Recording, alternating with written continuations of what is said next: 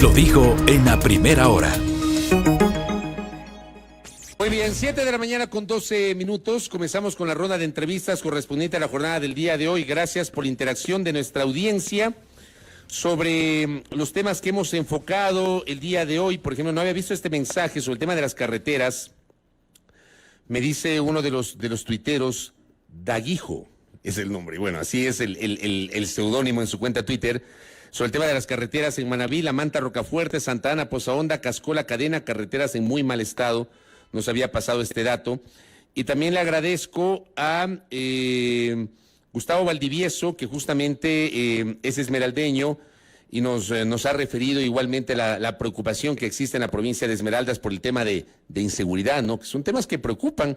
Empecemos por ahí la entrevista, ¿qué les parece? Con John Vinuesa, asambleísta de la querida provincia de Chimborazo y además elegido hace 2 días como integrante de la Comisión Pluripartidista ad hoc que se encargará de sustanciar la denuncia presentada contra la presidenta de la Asamblea Nacional, Guadalupe Llori, por el asambleísta socialcristiano Esteban Torres. ¿Cómo le va, legislador? Bienvenido. Fabricio, muy buenos días. Muchas gracias por permitirme contar lo que está pasando en la Asamblea, las cosas buenas y las cosas malas también, y un poco conversar del país y de qué es lo que está pasando aquí. Yo planteaba justamente en mi comentario el día de hoy estos temas que son muy cercanos al común de los ciudadanos.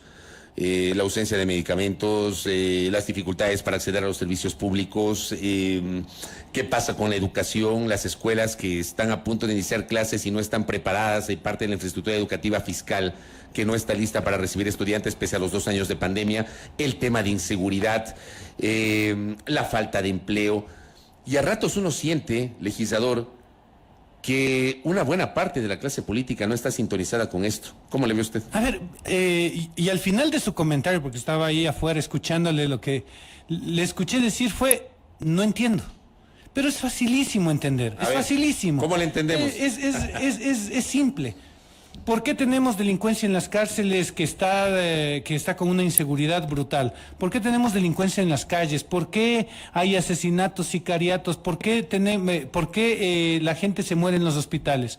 Porque no están asignando los recursos desde el Ministerio de Finanzas hacia los otros ministerios. Y eso viene porque los dineros están enviados fuera del país. Mientras no tengamos recursos para educación, para salud, para infraestructura, simplemente el país está apagado. Y en la oscuridad se generan los fantasmas y se generan los diablos. Esto es lo que está pasando desde hace ya casi 5 o 6 años. El gobierno anterior, un resumen básico del gobierno anterior del señor Moreno, es que cogió todo el dinero del país, apagó el Estado, gastó lo menos posible y metió ese dinero en la Reserva Internacional para que los bonos de la deuda externa suban, y ahí había un negocio financiero brutal. Eso está pasando ahora. ¿Dónde está el dinero del país? Esa es la pregunta. Si tenemos un problema con jóvenes que están entrando a la delincuencia, tiene que ver con el Ministerio de Bienestar Social, si tiene que ver con el Ministerio de Educación, si tenemos gente que está muriendo por la diálisis que no se pueden hacer, tiene que ver con el dinero al Ministerio de Salud. Pregúntele usted al ministro de Obras Públicas. El día de ayer tenía que ir a la Comisión de Desarrollo Económico, no fue. Porque no puede decir que ya está construyendo o arreglando, por lo menos dando mantenimiento a las carreteras. ¿Por qué no puede? Porque el ministro de Finanzas no le pasa los recursos. Y ese es el siguiente reto que tiene la Asamblea, el hablar y el exigir a estos ministros que hagan su trabajo, que entreguen los recursos.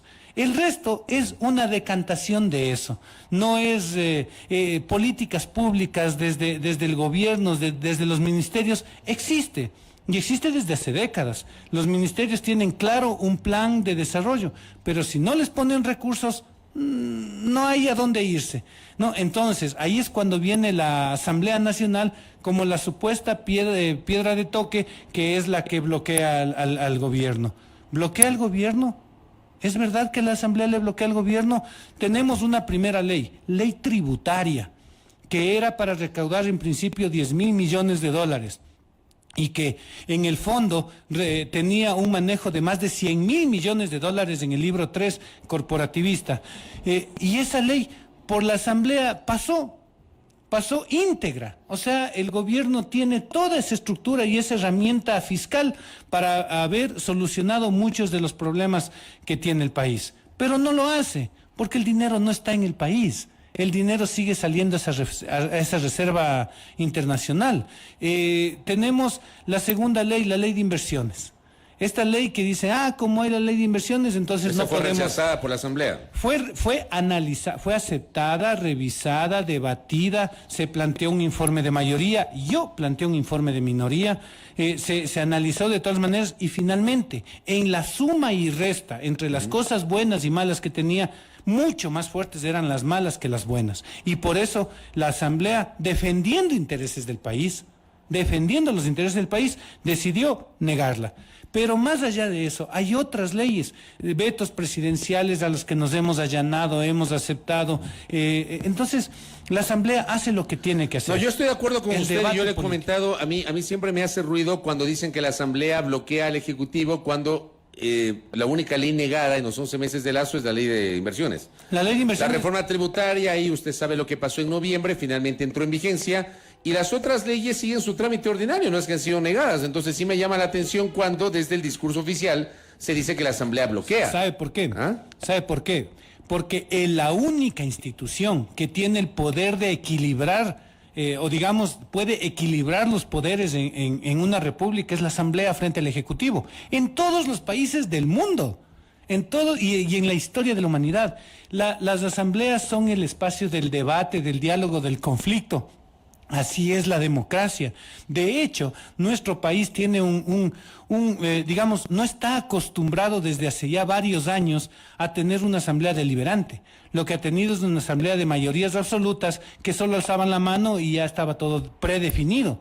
Actualmente tenemos una asamblea que sí cambia, que sí tiene criterio, bien o mal. Vea, Partido Social Cristiano. ¿Eso no es oposición del gobierno? Sí. Se supone, ¿no? Sí, pero en la ley de inversiones, como es cercano a su ideología, votó a favor. Entonces no podemos decir que existe un bloqueo de la Asamblea, sino de liberación. Usted va por la Asamblea, por cada uno de los 7 pisos, las 15 comisiones, y encuentra asambleístas, asistentes y asesores trabajando en diferentes leyes. La ley para los riesgos naturales es una maravilla de ley. No o sea, usted sostiene entonces que la Asamblea no está bloqueada, No. que la Asamblea está trabajando. Sí, por supuesto. Y la situación o esta controversia con la presidenta Yori. Esa es otra cosa. A ver, cuando nosotros ya conceptualmente hablamos de crisis política, estamos hablando de temas ya de violencia, de ruptura de la institucionalidad, etcétera.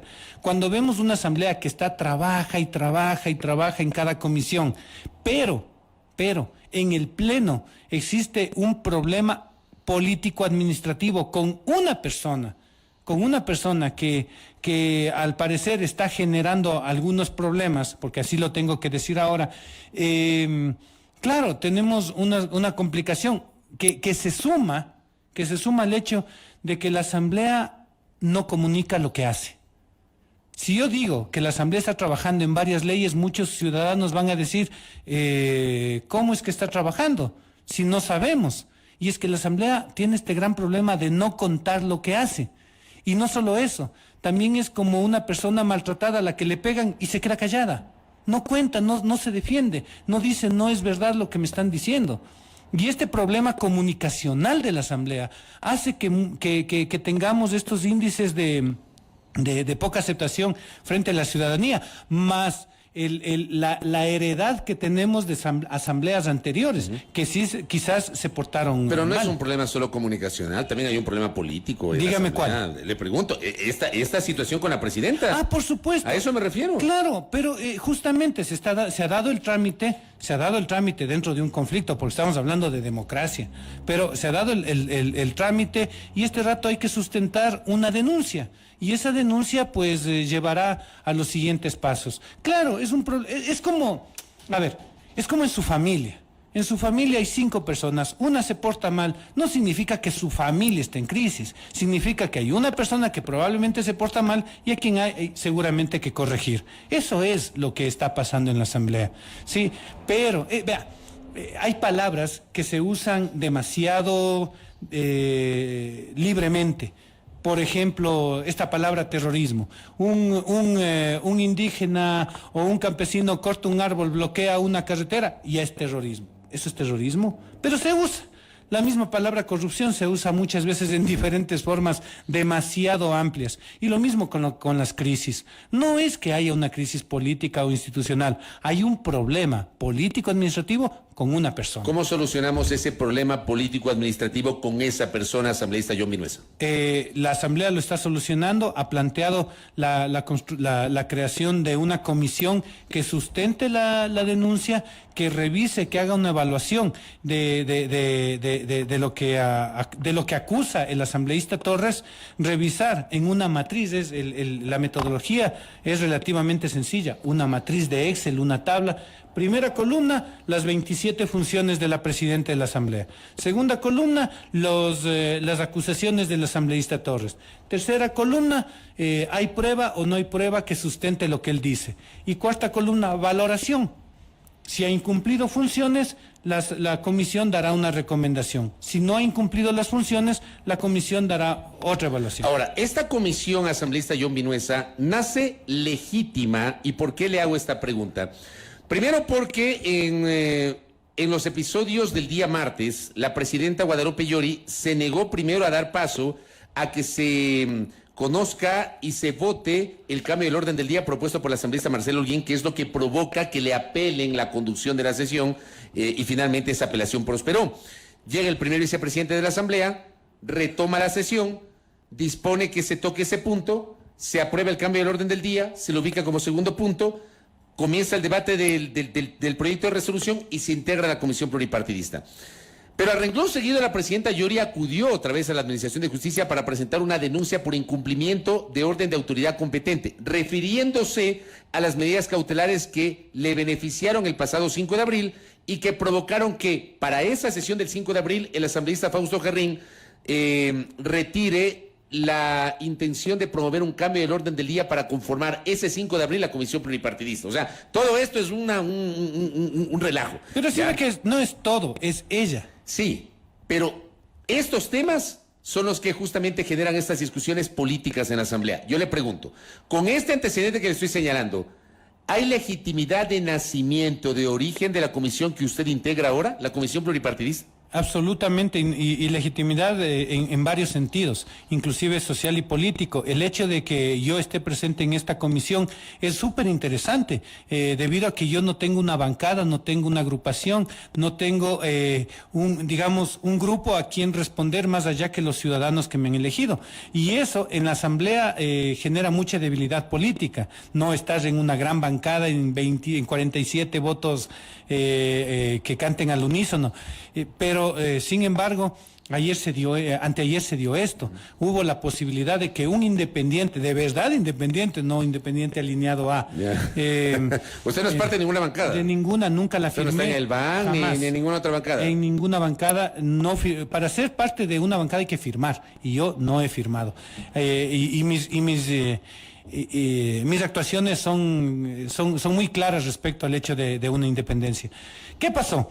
Aquí hay una resolución primera de una comisión de una sesión del CAL, del Consejo de Administración Legislativa. Una sesión que es absolutamente legal, pero en donde la presidenta ya generó un primer incidente. Luego viene la sesión del Pleno, donde se plantea algo que es normal y común en toda asamblea en el mundo entero, es una tradición legislativa, la posibilidad de apelar la presidencia durante una sola sesión. Y eso se lo hizo, y la presidenta no quiso dar paso a algo que es evidente. Ojo, que si al final dio paso, yo me imagino que fue porque alguien ya le explicó y le dijo... Lo de la apelación. Sí. Ya le he leído. Es legal. Sí, no, más que nada le pueden decir, ojo, que también puedes perder hasta tu calidad de asambleísta si sigues incumpliendo la norma legislativa. Y probablemente creo que ya entendió que no estaba haciendo bien. Respecto a las medidas cautelares, muchos abogados le llaman leguleyada. Hay un abogado amigo que me dice son astucias de chapulín, son esas cosas que ya no tienen razón, pero que son de alguna manera buscar ganar tiempo para quizás solucionar el asunto. Si usted conversa con cualquier asambleísta, inclusive el gobierno que le apoya, porque son aliados con la asambleísta Yori, ya no quieren, ya no sienten que deben apoyarle. Converse con cualquier asambleísta y siempre le va a dar un criterio de que esto es insostenible, de que la asamblea ha tenido problemas administrativos y que es necesario un recambio. ¿Cómo se va a llevar adelante el trabajo de la Comisión Pluripartidista? Usted nos habla que es legítimo, que es legal. Ustedes entiendo que ya fueron notificados por la Secretaría de la Asamblea. Oficialmente son una comisión. ¿Cómo van a trabajar? Bueno, nosotros tenemos tiempo, 35 días máximo para trabajar en esto. El día de ayer nos reunimos de manera informal todavía porque no éramos comunicados, que ya la primera persona que fue nominada es la asambleísta Aguirre. Ella convocó para hoy a las 2:30, 2:50 de la tarde, la primera sesión en la cual hay un solo punto que es elegir presidente y vicepresidente, luego de lo cual tenemos que abocar conocimiento, es decir, darnos por enterados del asunto, pedir, solicitar el expediente, recibir el expediente y luego de eso invitar a las partes o pedir que vengan las partes a exponer sus pruebas de cargo y descargo. Una vez ahí tendrá que el asambleísta Yori y el asambleísta Torres decir cada uno su parte. Nosotros lo que hacemos es sustentar el proceso, generar un informe después de estas comparecencias y quizás otras, si es que consideramos que lo amerite, tendremos que ya presentar un informe. Ese informe deberá tener toda la documentación, los criterios básicos y una recomendación. Y en esa recomendación se dirá que se acepte la denuncia del asambleísta Torres, que se niegue la denuncia o que se archive el caso. Eso es lo que tiene que pasar en un máximo de 35 días. ¿Esta comisión es solo para el caso de esta denuncia o también será para las otras denuncias que fueron presentadas contra los 7 miembros del CAL? Le hago esta pregunta porque la asambleísta Pamela Aguirre dijo esto, que no era solamente para el caso de la denuncia del asambleísta Torres. A ver, cualquier cosa puede suceder en la asamblea, por supuesto. O sea, eso es, pero todo tiene que ser sustentado bajo procesos previos. Esta comisión es específicamente para el tema del asambleísta Yori. Si es que mañana la asamblea le da otra tarea a la comisión, será después de que le dé esa tarea, de que exista una resolución. Mientras tanto, tenemos que atenernos específicamente a lo que diga la comisión. Esta comisión no tiene que ser, y yo no me voy a prestar como burro pie para otro tipo de intereses. No tiene que ser un río revuelto en el que se pesque cualquier cosa. Tiene que ser algo basado en criterios, principios y valores, que es como yo me voy a comportar. Evidentemente, hay otras personas que responderán a los lineamientos de sus bancadas y habrá que ver qué es lo que pasa. Pero de mi parte, cumplo lo que me designó el Pleno. De alguna manera, digo, su designación en esa comisión sí como que sorprendió, claro, porque usted bien anota, usted es independiente y no pertenece a ninguna bancada, pero por ejemplo, dejaron por fuera a la bancada del BAN, al bloque de Acuerdo Nacional. No, ¿quién está? No es que le dejaron por fuera, es que ellos se fueron. Y cuando ellos se van... correcto, eso es bueno que usted aclare, porque se estaban quejando de que no fueron incorporados ni ellos ni Pachacuti. Créame. Y en lugar de Pachacuti lo pusieron a un separado de Pachacuti, que es el asambleísta Peter Calo. Es que aquí bien, vea, uno de los problemas fuertes de la asamblea es que y usted hablaba de los alcaldes y prefectos y decía que se están peleando y que qué raro. Claro, la ley tiene problemas y hace que los alcaldes y prefectos se peleen. En la asamblea tenemos un problema y es la misma ley de la asamblea, la ley legislativa, que genera una suerte de suprapoder de las bancadas. Cinco presidentes de bancada mandan. 5 presidentes de bancada deciden por todos y los asambleístas independientes nos quedamos por ahí a un lado, inclusive en los medios. Ven el número no todos, por supuesto, ¿no? Pero evidentemente le dan más espacio a quien tiene esa bancada grandota con un montón de votos, y esto genera problemas. Hay voces que no son escuchadas. Muchos asambleístas que usted puede ver dentro de las bancadas no tienen la voz porque su bancada no les da la autorización. Y eso se quería traducir a este tema de esta comisión. ¿Qué pasa con esta comisión si hubieran estado las 5 bancadas? Hubiera seguido lo mismo, ¿no? Hubiéramos visto, sabemos que está Creo, digamos, la bancada de gobierno, Izquierda Democrática, que es su aliado principal, Pachacute, que es otro aliado de gobierno, hubieran tenido 3 votos, UNES y Social Cristiano hubieran tenido 2 votos y las cosas no hubiera pasado absolutamente nada. Absolutamente nada. En este momento se genera una comisión que, claro, tiene 2 votos muy duros, que es UNES y Social Cristianos, y luego están otros 2 votos, otros 2 votos, digamos, de gente disidente de sus bancadas, ¿no? Y ahí habrá que ver cuál es la decisión que tomen ellos. Y está mi voto. Mi voto, que es extraño, que es incómodo, que finalmente es un poco políticamente impredecible, porque no está alineado a una decisión superior. Correcto. Lo último, en 30 segundos. ¿Ha tenido acercamiento usted con otros sectores políticos, con Izquierda Democrática, por ejemplo? Todas las bancadas, de una u otra manera, me han invitado a que conversemos, dialoguemos, y en el tema legislativo, por supuesto, hay muchas leyes en las cuales... Yo he estado en más de la mitad de las comisiones, he sido recibido proponiendo temas legislativos. Correcto. Asambleísta Vinuesa, estamos pendientes justamente del desarrollo del trabajo de esa comisión. Muy amable. Gracias a usted. Gracias a John Vinuesa, asambleísta independiente, integrante de la Comisión Pluripartidista ad hoc, que el día de hoy, después de las 2 de la tarde, tendrá su primera reunión oficial para designar autoridades y en el plazo de 35 días sustanciar la denuncia del asambleísta Esteban Torres Cobo del Partido Social Cristiano en contra de la presidenta de la Asamblea Nacional. Primera plana. Todas las noticias, todas las voces.